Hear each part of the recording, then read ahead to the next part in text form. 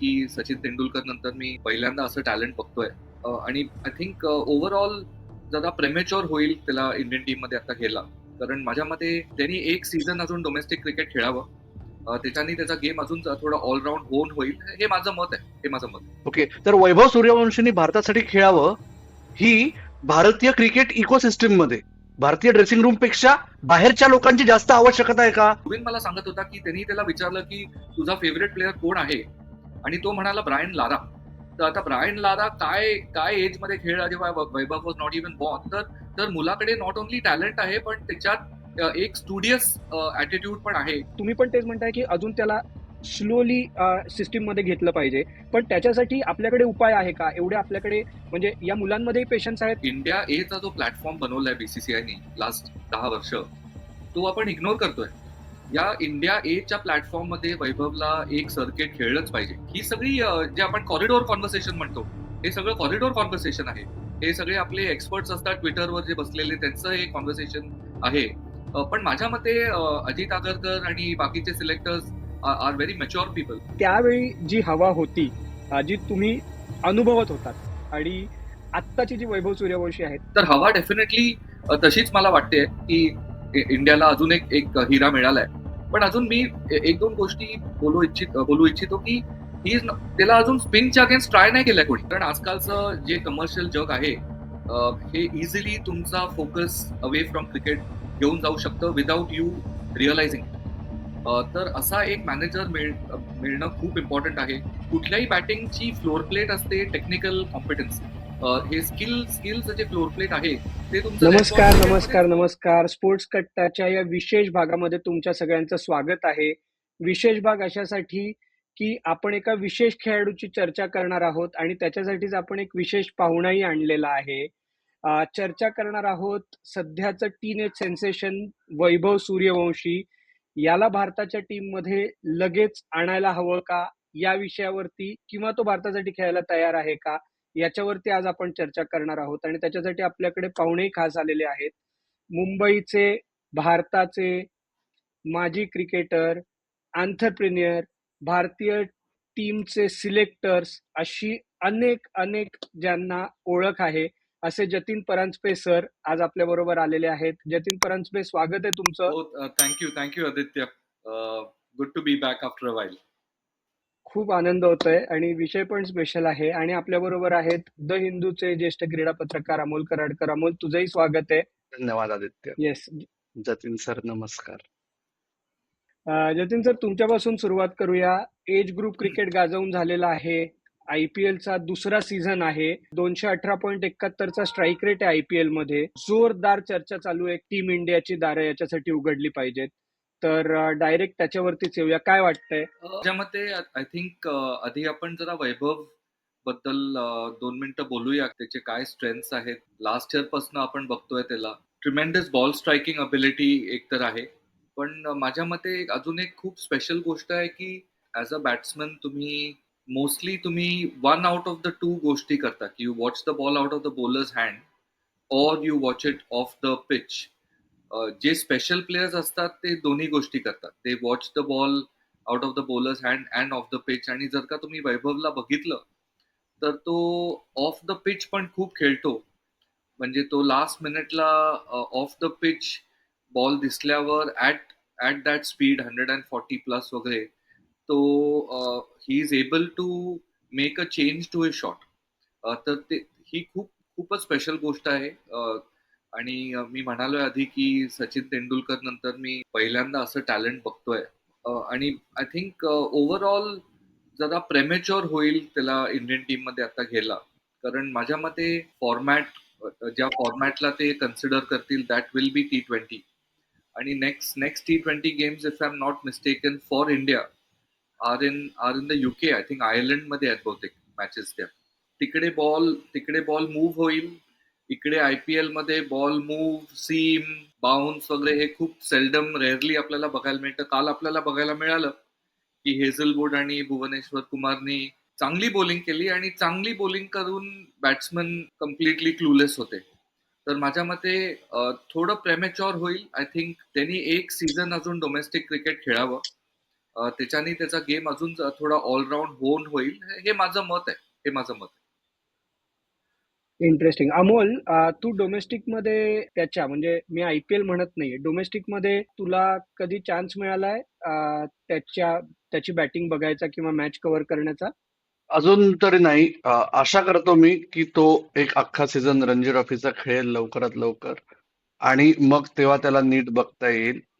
पण मला एक या बाबतीत वाटतं की जे जतीन म्हणतोय ना त्याच पुढे की मला एक तो जो तुम्ही प्रश्न विचारताय ना मथळ्यात की वैभव सूर्यवंशी भारतासाठी खेळायला तयार आहे का?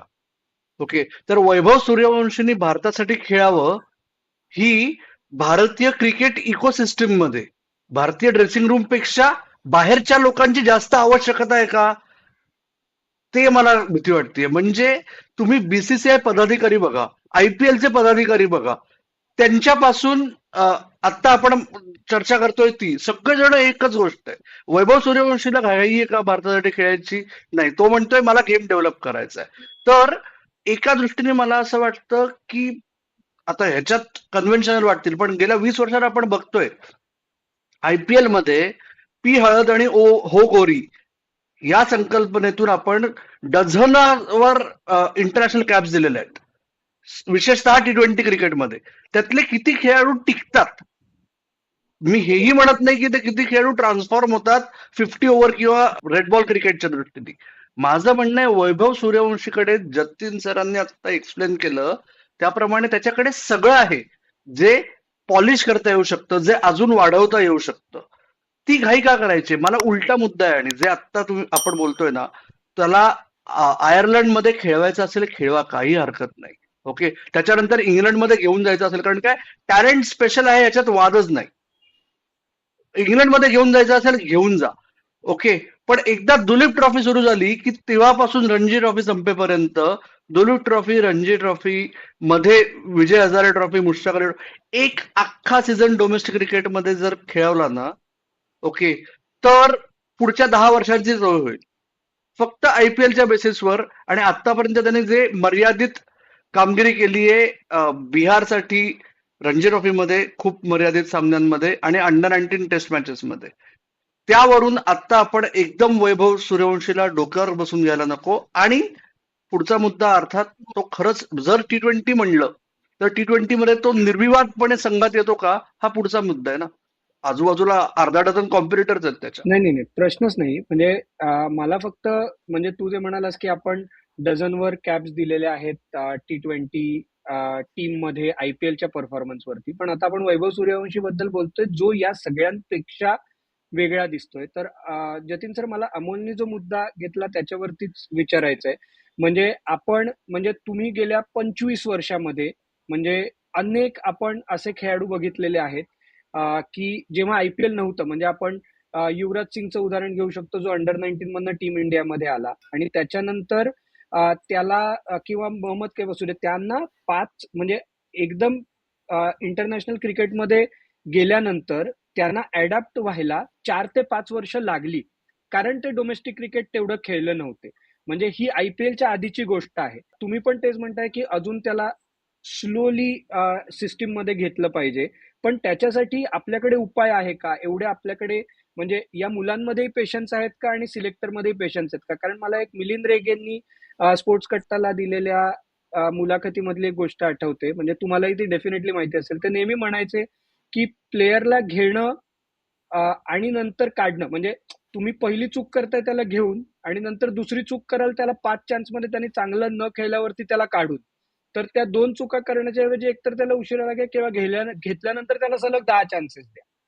तर याच्यावरती म्हणजे हे करायची कशी प्रोसेस? कारण ट्रिकी आणि आहे. 2 गोष्टी आहेत. एक म्हणजे की आपली जी T20 टीम आहे ती आता वर्ल्ड कप जिंकणारी टीम आहे. त्याच्यात जागा आहे का वैभवसाठी? ब्रास टॅक्स, तर हे सगळे कठीण निर्णय असतात सिलेक्टर्सच्या समोर. आणि माझ्या मते दुसरा दुसरा जो माझा मुद्दा आहे की आपण इंडिया ए चा जो प्लॅटफॉर्म बनवलाय BCCIने लास्ट 10 वर्ष, तो आपण इग्नोर करतोय.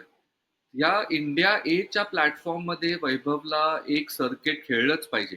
आता माझ्या मते हा आयर्लंडचा टूर तर खूप छोटा आहे, तर तेव्हा इंडिया एची शॅडो टूर नसेल माझ्या मते, आय कुड बी रॉंग, पण त्या शॅडो टूअर्सवर त्याला इंग्लंडला, साऊथ आफ्रिकेला, ऑस्ट्रेलियाला तिकडे जर का आपण घेऊन गेलो, तर आपण एक ऍसेट असा बनवतोय जो 10-15 वर्ष, 20 वर्ष, आता 15 वर्षाचा आहे, तर 15-20 वर्ष अजून भारताला सर्व्हिस देऊ शकेल. तर हे बरोबर, ही खूप प्रेशस गोष्ट आपल्याकडे आहे जी वैभवच्या नावाने आपल्याला मिळाली आहे, ती आपण बरोबर हार्नेस केली पाहिजे. घाई करून म्हणजे काही मला फायदा दिसतच नाहीये. आणि I think Amol was spot on when he said की ही सगळी जे आपण कॉरिडोर कॉन्व्हर्सेशन म्हणतो, हे सगळं कॉरिडोर कॉन्व्हर्सेशन आहे. हे सगळे आपले एक्सपर्ट्स असतात ट्विटरवर जे बसलेले, त्यांचं हे कॉन्व्हर्सेशन आहे. पण माझ्या मते अजित आगरकर आणि बाकीचे selectors are very mature people. They will take the long road on this. You have to play the long game with Vaibhav. हे एक दोन वर्षाचा चान्स घेण्यात काहीही फायदा नाहीये ह्याच्यात, यु नो. आणि हा क्रिकेट आहे, हा असं 218, 280 वगैरे असं लाईफ मध्ये चालत राहत नाही सारखं. सचिन तेंडुलकरचे पण थोडे खराब दिवस आले म्हणजे आपण काय, म्हणजे काय म्हणतोय आपण. तर हे थोडं just take the long approach, play the long game on this. मला जतीन सर, तुम्ही सचिन तेंडुलकरचा आता विषय काढला म्हणून विचारायचं आहे. तुमच्या दोघांमध्ये बरोबर 1 वर्षाचं अंतर आहे. म्हणजे मी युवराज सिंग, मोहम्मद कैफची जर्नी बघितली, मी रोहित शर्मा, विराट कोहलीची जर्नी बघितली. रोहित शर्माला 2007 नंतर 2013ला ब्लॉसम होताना बघितलंय इंडिया डेब्यू नंतर. सचिन तेंडुलकर हे जे प्रकरण होतं, म्हणजे आता आपण 1989 किंवा 1987 ते 89च्या पिरियड बद्दल बोलतोय. तर तेव्हा नुकताच आमचा जन्म झाला होता. तर त्यावेळी जी हवा होती, जी तुम्ही अनुभवत होतात, आणि आत्ताची जी वैभव सूर्यवंशी आहे त्याच्याबद्दल जरा आम्हाला सांगा ना. किंवा म्हणजे सचिन तेंडुलकर, विनोद कांबळी, वैभव सूर्यवंशी म्हणजे, आणि जतीन नाही परांजपे नाही, सुद्धा म्हणजे त्या मी त्या लीग लीग मध्ये नव्हतोच. पण पण सचिन आणि विनोद बरोबर मी बॅटिंग केली आहे एक 12, 13, 14 वर्षाचा असताना. तर मी ते अप क्लोज आणि पर्सनल ते टॅलेंट बघितलंय दोघांचं. पण मी हे जेव्हा म्हणतो की सचिन नंतर मला असा एक टॅलेंटेड मुलगा दिसतोय, हे मी खूप विचार करून म्हणतोय. म्हणजे लास्ट इयर पण मी जेव्हा त्याला बघितलं तेव्हा मला वाटलं यार असं चालत नाही, यु नो. पण पण जी मी आधी म्हणालो त्याच्याकडे एक एक ड्युअल टॅलेंट आहे to watch the ball off the pitch and from the hand also. ही ही एक गोष्ट खूपच मोठी आहे. तर हवा डेफिनेटली तशीच मला वाटते की इंडियाला अजून एक एक हिरा मिळालाय. पण अजून मी एक दोन गोष्टी बोलू इच्छितो की ही इज, त्याला अजून स्पिनच्या अगेन्स्ट ट्राय नाही केलंय कोणी. आता KKR ची जेव्हा मॅच होती तेव्हा म्हणजे मी आश्चर्यचकित झालो की तुमच्याकडे सुनील नारायण आणि वरुण चक्रवर्ती आहेत, आणि यू आर प्लेइंग अगेन्स्ट, तुम्ही त्यांना दोघांना ओपनिंग 2-3 ओव्हर्स कसे नाही देऊ शकत, वेन यू नो की backbone of Rajasthan Royals batting is right in front of you with Jaiswal and Suryavanshi. तर he has not been tried. I would like to see him hit Sunil Narine all over the park, और Varun Chakravarthy all over the park. तर थोडी ही एक गोष्ट आहे. दुसरं म्हणजे my mind goes back to the India versus Pakistan under nineteen match. जेव्हा त्याला आउट केला होता तेव्हा he was fending off, you know. तर तर काल पण कॉमेंटेटर्स परवा म्हणत होते की why is nobody aiming at his throat, कारण ते गट्स लागतात बॉलरला. तर त्या पाकिस्तान गेम मध्ये he was little bit uncomfortable against that short ball, U know. तर इंडियामध्ये ज्या आपल्या पाटा विकेट्स आहेत आणि आयपीएलचं बॉलिंग स्टँडर्ड तुम्ही 4-5 बॉलर सोडले, it's absolutely mediocre, you know, absolutely mediocre. तर आय थिंक हे सगळं गृहीत धरून आपल्याला हे डिसिजन घ्यायला लागेल, आणि that's what the selectors will do. I will be very surprise if they pick him. Amol, तू 2006 पासून आता कव्हर करतोयस. आता 2026 ला होता आपण. 20 वर्षात एवढी हवा कोणत्या प्लेअरची बघितली होती? आता ही वैभव सूर्यवंशीची हवा आहे ना, ती आपण फक्त हवा म्हणू शकत नाही. त्यांनी कामगिरी करून दाखवली ज्या ज्या संधी त्याला मिळाल्या आहेत. ओके, एस्पेशली जेव्हा ते प्रकाश जोरात असलेल्या संधी असतात. उदाहरणार्थ under-19 cricket. Okay, India under-19 हा प्लॅटफॉर्म अचानक गेल्या 20 वर्षात असं झालाय की इंडिया अंडर-19 खेळला म्हणजे झालं. आणि IPL हे दोन गोष्टी आहेत ना, त्याच्यामुळे त्यांनी बिहारसाठी 3 सीझन्समध्ये मिळून 8 रणजी ट्रॉफी मॅचेस खेळल्या आहेत. त्यातल्या माझ्या मते 5 Ranji trophy matches plate league मध्ये आहेत, पण त्याला अजून शतक झळकावलेलं आलेलं नाहीये. हा मुद्दा लोक कन्व्हिनियंटली विसरतात. ओके. आणि माझा मुद्दा परत तेच आहे की हवा होणं ठीक आहे, जस्टिफाईड आहे. त्यांनी जे करून दाखवलंय ते आहे. टेक्निकली आता जतीननी सांगितलं, आपण परत त्याच्यात नको जायला, ते त्यांनी सांगितलंय त्याच्यात. माझा एकच मुद्दा आहे की मगाशी जे जतीन म्हणाले की अजित आगरकर त्याचबरोबर म्हणजे आतापर्यंत वैभव सूर्यवंशीच्या जडणघडणीत गेल्या 2 वर्षात जुबिन बरूच्या, जतीनचे चांगले मित्र आहेत त्यांचं, आय एम शुअर ते थोडीशी इन्साइट देतील आपल्याला. जुबिन बरूच्या राहुल द्रविड हे महत्वाचे स्तंभ राहिलेले आहेत. आता पुढची कमान कोण आहे? व्हीव्हीएस लक्ष्मण, अजित आगरकर, गौतम गंभीर. राईट, पुढचे 1.5 ते 2 वर्ष. आणि जे काय ऐकतोय त्यावरून या तिघांचा प्लॅन नीट ठरलाय. पण भारतीय क्रिकेटमध्ये काही शक्ती अशा असतात अदृश्य, ज्या या तिघांनाही ओव्हरऑल करून एखाद्या प्लेअरला जर बसवायचं म्हणलं घोड्यावर तर ते बसवलं जाऊ शकतं. ती घाई वैभव सूर्यवंशीच्या बाबतीत होऊ नये अशी एक अत्यंत प्रांजळ आणि माफक अपेक्षा आहे. कारण टॅलेंट स्पेशल आहे. त्या हिऱ्याला म्हणजे नौशाद खान हिरे को तराशना वगैरे असं खूप वर्ष म्हणतात सरफराज आणि नौशादच्या मुशीरच्या बाबतीत. तसं आहे ते की तो हिरा तावून सुलाखून त्याच्यातनं बाहेर पडणं. ओके, कारण हिरा आहे, पण तो जेव्हा वर येईल, आणि जसं तू 20 वर्षांचं उदाहरण दिलंस, एकेकाळी मला आठवतं व्यंकटपती राजू राष्ट्रीय निवड समितीचे सदस्य होतं. 2006चा सुमार असेल. तेव्हा Rohit Sharma under-19 world cup just जिंकला होता. जतीन, तुम्हाला माहित नसेल, आदित्य जोशी त्याच्या घरी पडीक असायचा तेव्हा. ओके. पण ते सो हरले होते world cup final, Rohit Sharma. हा हा राईट, हा गाजवून हा आला होता. हा आणि तेव्हा व्यंकटपती राजूंशी आम्ही रोहित शर्माबद्दल हेच कॉन्व्हर्सेशन करत होतो, तो तयार आहे का? आम्ही काही तेव्हाचे तरुण पत्रकार. आणि तेव्हा व्यंकटपती राजू म्हणले होते की 2 वर्ष सगळ्या मॅचेस खेळायला पाहिजे. जी रेड बॉलची मॅच येईल, सिनियर क्रिकेट 2 वर्ष विचार न करता सगळ्या मॅचेस खेळवा. हे गुडोल तंत्र आहे. जतीनच्या लहानपणापासून ते ऐकतायत की एकदा रन्स करायची सवय लागली की बोलर कोण आहे, कुठे खेळतोय, कोणासमोर खेळतोय, यांनी काही फरक पडत नाही. आता लोक म्हणतील 20 वर्षापूर्वीचं कसलं आत्ता सांगताय. क्रिकेट तेच आहे. जरी IPL आली असेल, जरी T20चा महाउद्रेक झाला असेल, तरी बेसिक्स बदलत नाही. त्याच्यामुळे त्याच्याकडे लक्ष दिलं जाईल अशी माझी अपेक्षा आहे. प्रश्नच नाही. जतीन, जर तुम्ही म्हणजे सिलेक्टर असताना किंवा आता एंटरप्रेन्योर खेलो मोरसाठी, किंवा तुम्ही एवढे प्लेयर्स बघितलेत, म्हणजे आपण आता, मी आधी युवराज सिंग म्हटलं, मोहम्मद कैफ म्हटलं, रोहित शर्मा म्हटलं, विराट कोहलीला तुम्ही हुडकलं होतं. पण या सगळ्यांना, विराट कोहलीला सुद्धा काही वर्ष गेली लाईन वरती यायला. तर वैभव सूर्यवंशीसाठी, म्हणजे आपण हे सगळं मैदानावरचं बोलतोय, वैभव सूर्यवंशीला मैदानाच्या बाहेर हँडल करायला दृश्य अदृश्य कुठल्या शक्तीने काम केलं पाहिजे की त्याचं मैदानावरचा वावर आत्ता जसा आहे, फिअरलेस, आणि त्याचा अप्रोच हा बदलणार नाही आणि सुधारत जाईल. याच्यासाठी त्याच्या भोवतीची इकोसिस्टीम कशी तयार झाली पाहिजे, कारण हाही तितकाच महत्वाचा मुद्दा आहे. कारण आपण पृथ्वी शॉचं उदाहरण बघतोय किंवा अशी अनेक उदाहरणं आहेत. तर हे कसं आपण झालं पाहिजे? एक अनालॉजी ह्याच्यासाठी यूज करू शकतो की मार्क मॅस्करिनस नावाचा एक माणूस सचिन तेंडुलकरच्या आयुष्यात आला आणि त्यांनी खूप म्हणजे खूप सचिनची करिअर, जी कमर्शियल करिअर आपण म्हणतोय, ऑफ द पिच करिअर, मार्कनी खूप सुंदर प्लॅन केली. आणि त्याच्यासाठी मार्कला खूप जणांना नाही म्हणायला लागलं, यु नो.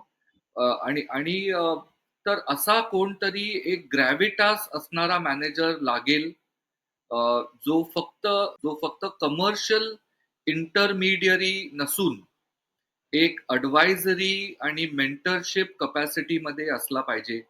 हे खूपच इम्पॉर्टंट आहे. कारण आजकालचं जे कमर्शियल जग आहे, हे इझिली तुमचा फोकस अवे फ्रॉम क्रिकेट घेऊन जाऊ शकतं विदाउट यू रिअलायझिंग इट. तर असा एक मॅनेजर मिळणं खूप इम्पॉर्टंट आहे. आणि वैभवच्या बाजूला जुबिन आहे, very very experience coach. I am sure हे सगळे कॉन्व्हर्सेशन्स चालू राहतील. पण I think of the field पण त्याला खूप मॅनेज करायला लागेल. ह्याच्यात सपोर्ट सिस्टम खूप भक्कम लागते. आई बाबा म्हणा का नातेवाईक म्हणा का ही सपोर्ट सिस्टम खूप भक्कम लागते. आणि सचिन वॉज लकी की त्याला 3 जण अशी मिळाली, Mark Mascarenhas, his wife Anjali, Sachin's wife Anjali आणि अजित तेंडुलकर. असे जे 3 जे स्टेक होल्डर्स होते त्या इकोसिस्टम मध्ये, they manage to keep all the focus on the game.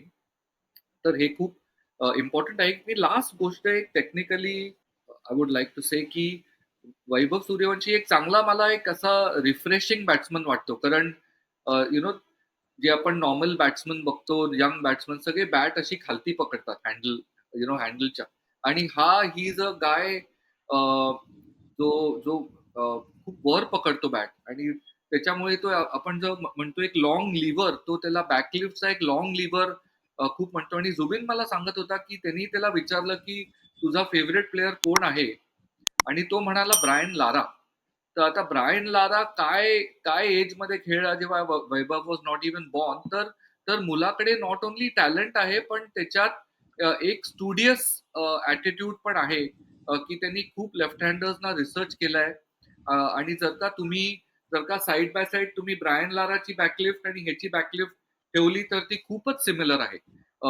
तर हा long lever is a refreshing thing. So that's what makes him special actually.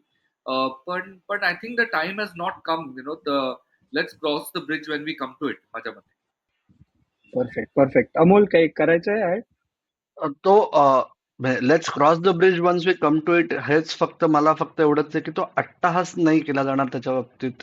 हे आपण पुन्हा एकदा म्हणजे फिरून फिरून तिथेच येतोय आपण. कारण लंबी रेस का घोडा आहे. ओके, त्याच्याकडे वेळ द्यायला पाहिजे त्याला. उद्या जर असं झालं की एक अख्खा सीझन तो खेळला, बी it India A, B it Ranji trophy, B it Duleep trophy, अख्खा सीझन जर त्याचे रन्स नाही आले तरी तो स्पेशल आहे.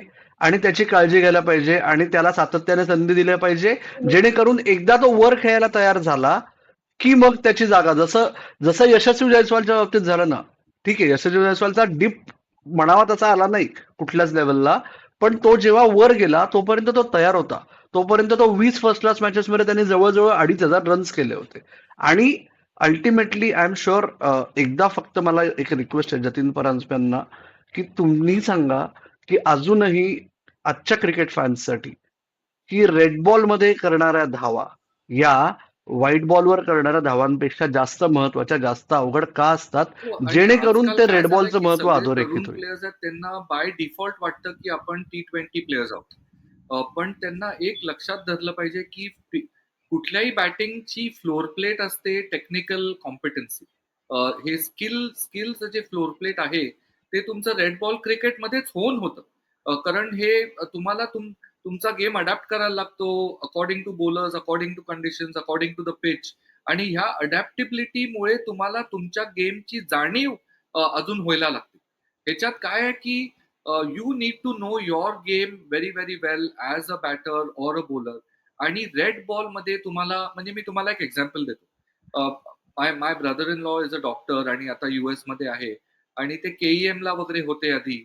तर मी विचारलं त्याला, अरे तुला एवढ्या लवकर तू राईज झालास? तर तो म्हणाला की जतीन, मुंबईमध्ये KEM ला मी एवढी विड्थ ऑफ डिझीज बघितली एवढ्या कॉम्प्रेस टाइम मध्ये, की मला एक्सपिरियन्स बियॉन्ड माय इयर्स, मला एक्सपिरियन्स मिळाला. आणि ती अनालॉजी जर का तुम्ही रेड बॉलच्या एक रणजी ट्रॉफी 4 दिवसाच्या मॅच मध्ये किती सिच्युएशन्स येतात, किती न्यूअन्सेस येतात, किती एब्स अँड फ्लोज येतात, हे तुम्हाला तुमची पर्सनॅलिटी, तुमची स्किलची पर्सनॅलिटी, हे सगळं तुम्हाला हे जुळवून आणायला लागतं. आणि त्याच्यामुळे तुमचा गेम बद्दल अंडरस्टँडिंग वाढतं. एकदा तुम्हाला तुमच्या गेम बद्दल कळलं आणि गेम बद्दल कळलं की ते जुळून येतं. आणि that is the journey which he is going to have to go through. Great. मला ना एकच शेवटचा प्रश्न जतीन सरांना विचारायचा, अमोलला उत्तर, आणि मग आपण क्लोज करूया. कारण मला खूप टेम्पटेशन होत होतं. म्हणजे once in a generational talent आपण वैभव सूर्यवंशी म्हणतोय, तसंच once in a generational talent Jasprit बुमराला पहिल्या बॉलला त्यांनी 6 मारल्यावरती काय वाटलं होतं? म्हणजे म्हणजे तेच मी सांगतोय की हे जे फिअरलेसनेस आहे, हे फिअरलेसनेस म्हणजे इज इज ट्रिमेंडस. आणि ठीक आहे, बुमराह आपण म्हणू शकतो bowling below par, may be 20-30% below par, आणि जो बॉल होता that was meant to be hit, to be honest with you. पण हे जे फिअरलेसनेस आहे ते फिअरलेसनेस आणि एक्सपिरियन्स, हे this is a very dangerous cocktail, आणि त्या कॉकटेलला मॅरिनेट व्हायला वेळ लागतो. 1-2-3 सीझन लागतात. तर ते जे सॉस आहे ते बरोबर मॅरिनेट होऊ दे, is my only request. Perfect perfect perfect. नाही नाही, स्पोर्ट्स कट्टाला पण आपण उगाच हवा भरत जात नाही. हा एवढा विषय आल्यानंतर आणि once in a generational talent आल्यानंतर आज आपण जतीन परांजपे सरांना रिक्वेस्ट केली. ते त्या रिक्वेस्टला मान देऊन आज आपल्याशी या विषयावरती चर्चा करायला आले, त्याबद्दल मनापासून धन्यवाद. अमोल, तूही आलास त्याच्याबद्दल धन्यवाद.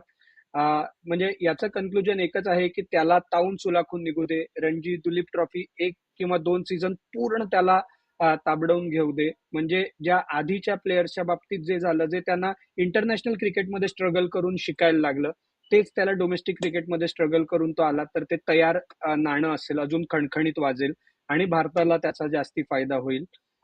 स्पोर्ट्स कट्टाच्या विशेष भागात आल्याबद्दल तुमच्या दोघांचे मनापासून धन्यवाद पुन्हा एकदा. आता मात्र या विशेष भागात आम्ही इकडेच थांबतोय. तुम्ही मात्र ऐकत राहा, बघत राहा आणि आमची वाट थँक्यू आदित्य, पाहत राहा. थँक्यू अमोल. धन्यवाद.